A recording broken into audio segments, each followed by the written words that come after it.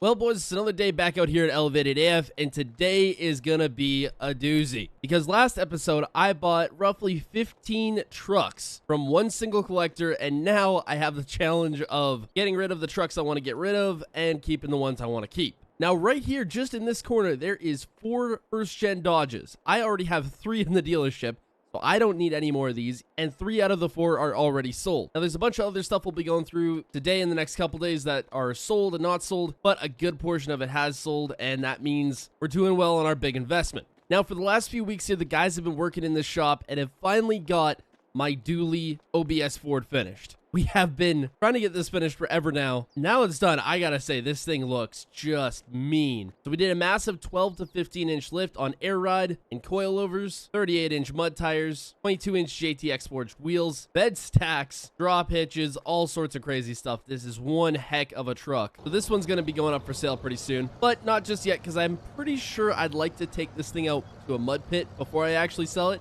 I mean, how could you not see this and not want to go out to a mud pit with it? So for the time being, it gets to go in the showroom. All right, so I've got both my hotshot guys set up and ready to go to haul some trucks out for me. Now, unfortunately, I do not yet have an actual car hauler, so there's only so many trucks I can fit on one trailer, but I'm hoping I can at least get all the Dodges on one. We'll see what we can do. Well, that's 2. We're going to shoot for number 3 here. Well, that's all 3, and it is definitely a close fit, but I think we made it work. Well, 1 trailer down, 1 to go. Well, it turns out all you can get on a trailer like this is the longest trailer, gooseneck trailer at least, that we could possibly buy, and we can only fit 2 crew cabs on here. I was hoping for a 3rd truck, but I guess we're gonna have to settle with 2. But that's okay with me. We're gonna have a good chunk of them gone here so far. All right, so this 2nd gen here, I was gonna keep and build it and eventually sell it, but we had a customer come in who wanted us to build it out for him and then sell it to him. So this one's actually going into the shop right now, and the shop's pretty empty right now, so we could use an extra project. All right, we'll get the guys working on that. And since all my hotshot drivers are gone for the day and we're not gonna have any other trucks leaving as of today, we're gonna go pick up 2 new projects. Is it a smart idea with everything I got going on right now?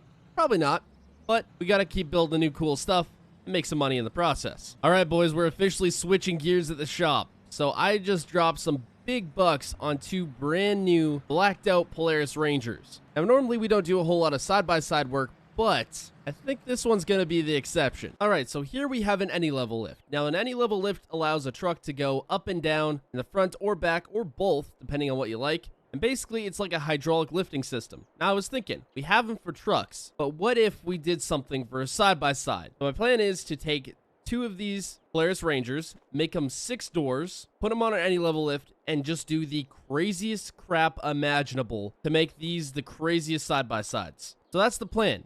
Is it going to go well? I don't know. Are we going to give it our best shot? Absolutely. The guys are going to get working on these, and I'm going to go find something else to do. All right, so it's been a couple days here. Guys are still going strong on the shop, but this super rare Bronco that we ended up picking up from the collection we bought a while back ended up selling at auction for just a ridiculous amount of money. Now, the new owner's here to pick it up. We're going to get it all loaded up for him and get it out of here. We've also got a few more trucks going out today on the hotshot trucks. So the shop should be looking pretty empty here by the end of the week. That's the hope anyway. Really sad to see this thing go, because it is just a beautiful vehicle. But for the price it's sold, I am not mad whatsoever. Well, he's going to get on his way, and we're going to figure out what needs to go where on these trailers. Well, the good old Chevy Mudbogger ended up selling for an insane price, so this one was a no-brainer to leave. It's getting shipped off to its new owner. Although I kind of wanted to keep this thing around, I'm not going to lie. It would have been cool to have, but keeping the shop's book in the greens is a little bit better than an extra truck around here. We also have the last of the extra first gen cell, where I'm happy about that. We're back to 3 first gens in the shop, which is all we need. That's actually more than we need.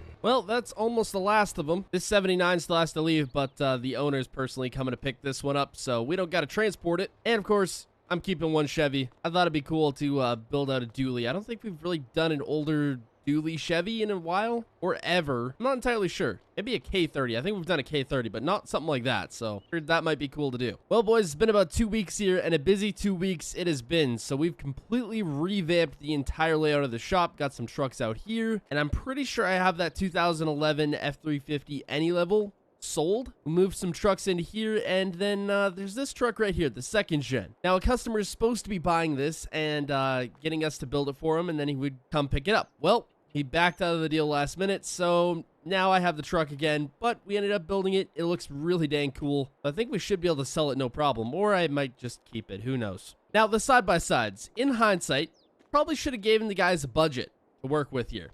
Well, they didn't, so this is what we now have. 2 6-door Polaris Rangers on any levels with massive bumpers, light bars. This one's a flippin' dually. They are just ridiculous in every way you could possibly imagine. I don't know. I think they're pretty cool. We put hitches on them because, you know, why not? This one has a topper on the back with massive speakers, which is pretty dang cool. 30-inch wheels and boggers, wheel lights, sound system, roof rack, light bars, lights everywhere. This one, we kind of did it to be the new Elevated AF marketing campaign here, just to show how crazy we can get with vehicles. This one, same deal, 6-door. It is a dually. Got wheel lights, light bars, bumpers, winches. We didn't put a topper on this, but we did put a gooseneck in the back. Now, I'm not sure if it can actually tow anything, but if you guys want to see a video of me trying, let me know down in the comments. And you're probably wondering how the heck this thing drives. Well, we souped up the engines a little bit. Of course, it is at any level, so it goes up and down. We did make the fully down position pretty dang high on this, but that's kind of how we needed it for these wheels and tires.